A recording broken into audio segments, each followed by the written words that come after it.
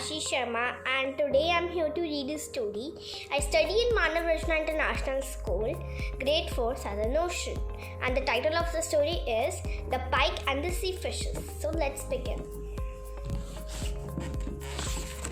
Once there was a pike fish who lived in the river.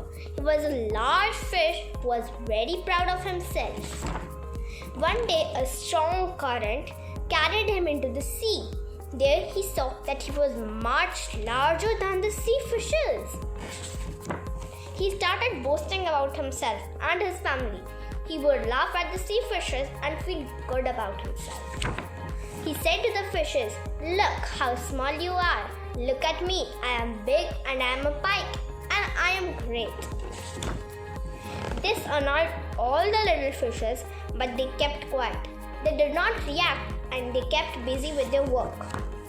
One day, a small sea fish got tired of hearing the pike speak like this.